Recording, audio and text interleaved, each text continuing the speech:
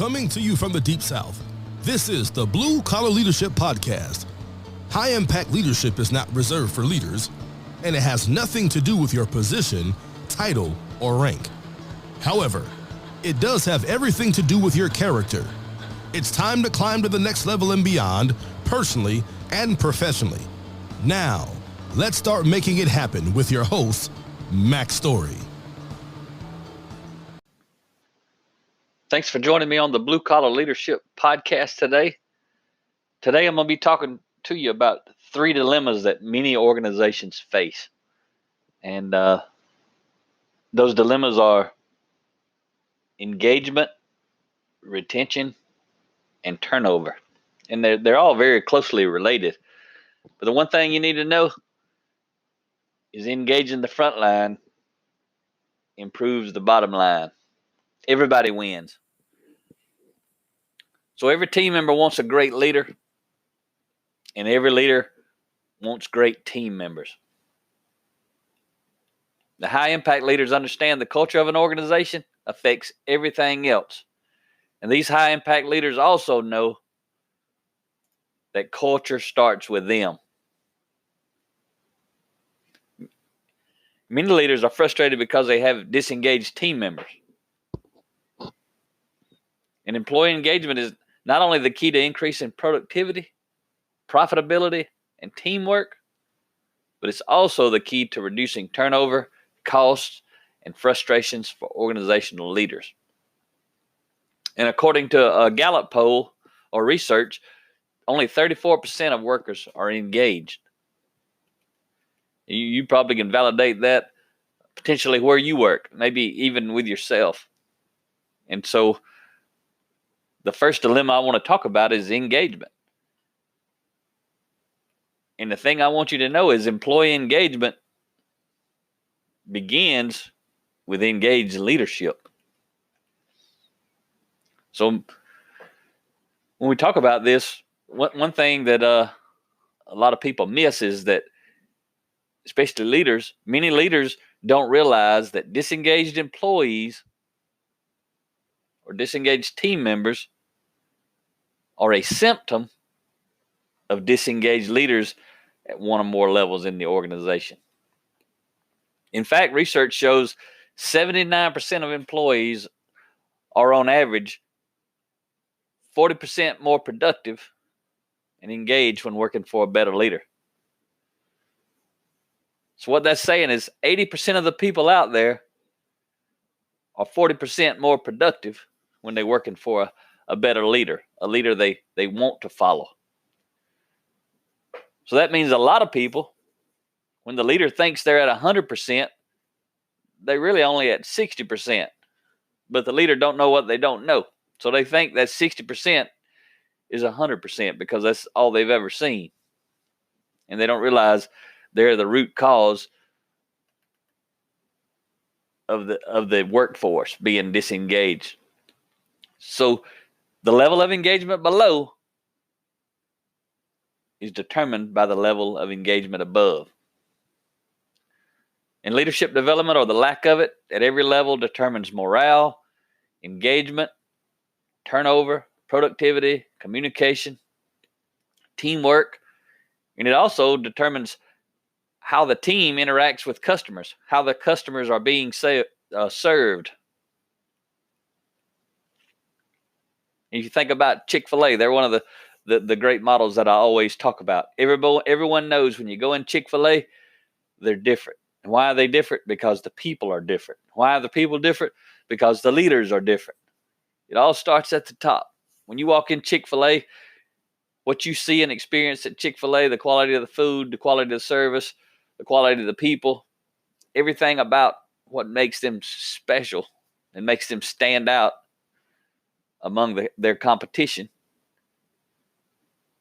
is they've been doing leadership development from the top down all the way to the bottom for 50 years straight. And it shows. However, many people are overmanaged and underled. And people who are managed become disengaged. But people who are led become highly engaged. That's why leadership development is the key to transforming the culture of any organization. And it also improves the team's results. When it comes down to it, leadership development helps everybody win. The second dilemma I want to talk about today is the retention dilemma. And there's far more to talk about all these dilemmas that I'm touching on. I'm kind of giving you the highlights and some of the key points relative to those dilemmas that organizations face. So when we're talking about the retention dilemma, what you need to know is the competition wants more than your customers. But many leaders don't realize the competition for customers is only one of the two types of competition. And I like talking about this. We talk about it a lot. If you want to dig into this, go to my bluecollarleadership.com website, and you can look at there's a video there of Rhea and I, my wife, speaking at Yale University. And this is one of the key points we talked about was the two types of competition, mainly the second type, the kind I'm about to talk about. Not the ones competing for your customers, but disengaged leaders lose more than customers to competitors. They also lose their team members to competitors. So a leader's ability to attract and retain high-performance employees is a crucial factor for organizational success. Employees who are disengaged are often far more likely to change jobs and even change industries because disengagement leads to dissatisfaction. So minimizing employee turnover by increasing engagement is critical to improving the bottom line for organizations. But it starts with the leaders. And there's an interesting statistic I read recently. It says 87% of managers wish they had more training before becoming a manager. And I can tell you from my experience in the blue collar world, most people get promoted into formal leadership positions of authority. They become the boss because they do a good job, and then they get promoted into being the boss. And most of them never receive any leadership development training whatsoever. Sometimes they get promoted 2 times, 3 times, 4 times, 5 times. They may spend, like I did, 20 years in the corporate world, getting promoted multiple times and never get any leadership training. But everybody wants them to lead better and be a better leader. You know, the leaders above them. And it's not necessarily their fault. A lot of them never had leadership training. It's the whole point. Most blue-collar organizations don't do any leadership development, although they wish everyone would be better leaders. And so they have to worry about both types of competition, and especially those who are trying to steal their people. See, everyone knows the competition who's trying to steal your customers is in the same industry, doing the same things. Those are easy to identify. But those competitors trying to steal your people, they could be in any industry. People change industries all the time. Just because they're in maybe mining today doesn't mean they have to be in mining tomorrow. Or if they're working in manufacturing today, doesn't mean they have to be working in manufacturing tomorrow. People change industries. You may be one of them all the time. But high-performance team members and managers are looking for more than a good salary. They're also seeking growth and development opportunities that'll help them become more successful personally and professionally. That's the way high-impact leaders retain their team members. Some of them retain them forever, but either way, they're going to retain them for longer. High-impact leaders understand they must offer more development opportunities in order to become the employer of choice in their area and in their industry. That's what high-impact leaders are focused on.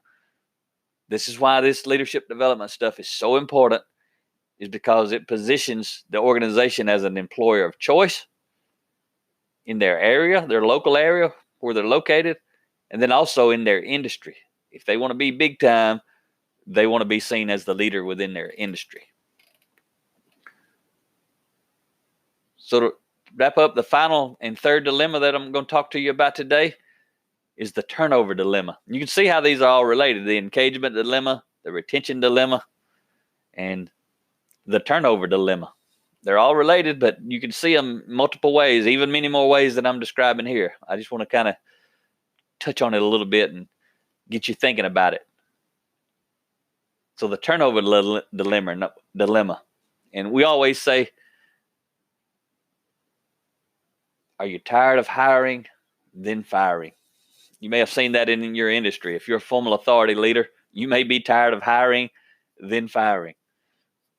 Even if you're a team member, you may be tired of seeing the leaders above you hiring people and firing people.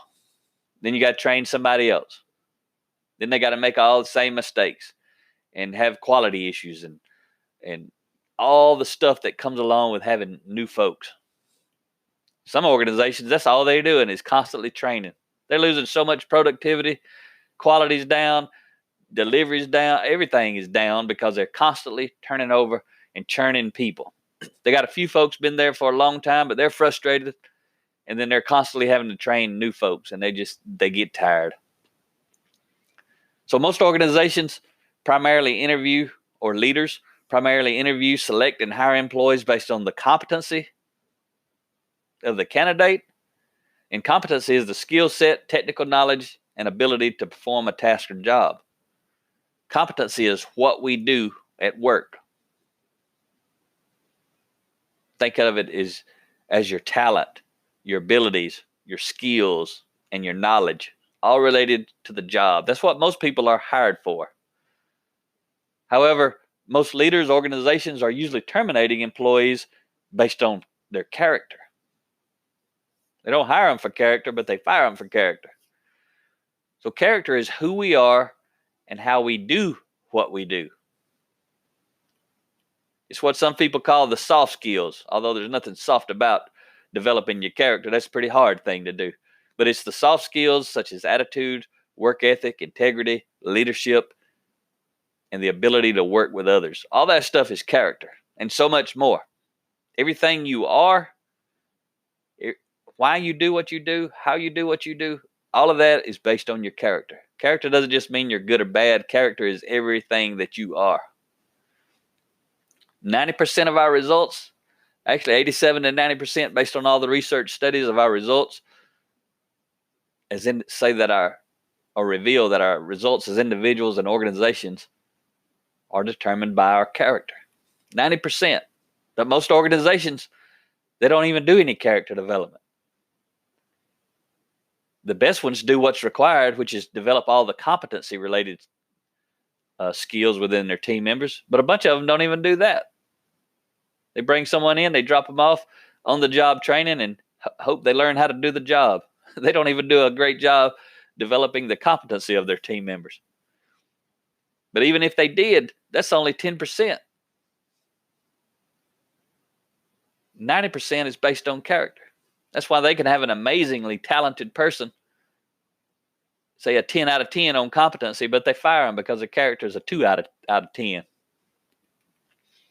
In other words, employees are hired for what they know, but fired for who they are. Performance problems are almost exclusively a character issue.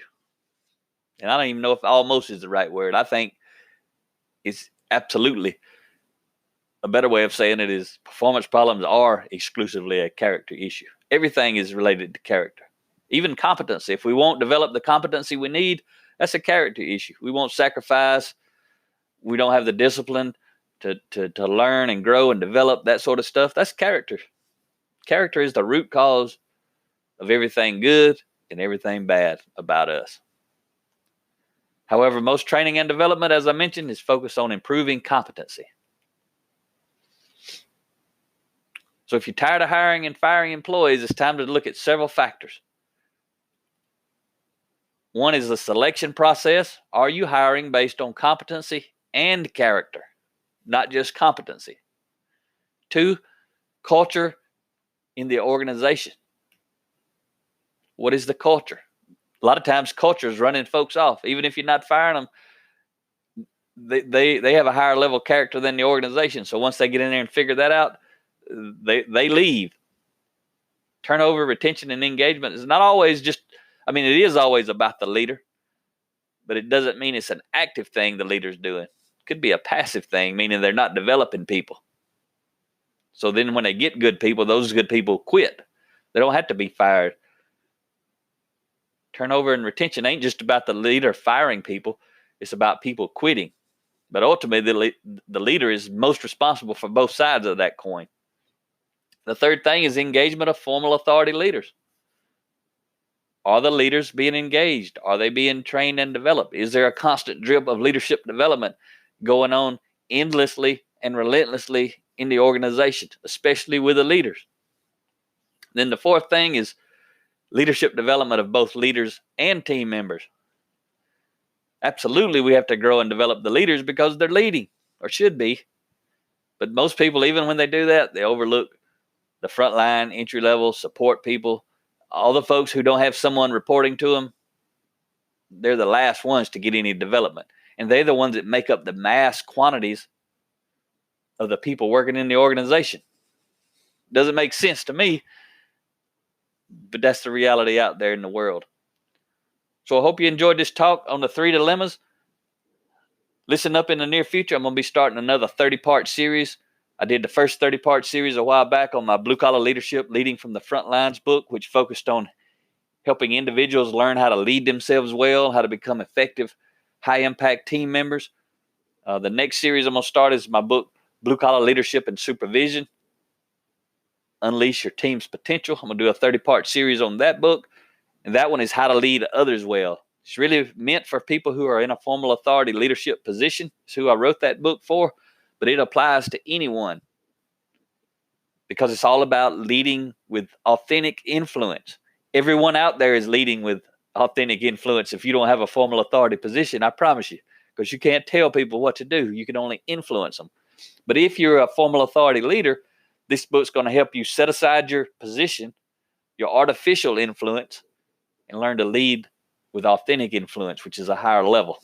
So that's going to be coming up here. In the next episode or two, I'll start that, and then it'll be 30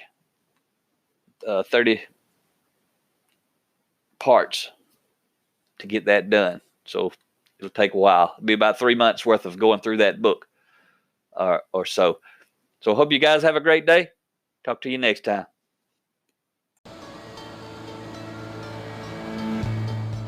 Make it happen or someone else will. It might as well be you. Are you serious about taking your career and your life to the next level and beyond? Check out Mac Story's Blue Collar Leadership series books and others, now available on audio, along with paperback and ebooks at Amazon, iTunes, and Audible. Please visit bluecollarleadership.com to learn about Mac's books, programs, special offers, certifications, and more. Thank you for listening to the Blue Collar Leadership Podcast.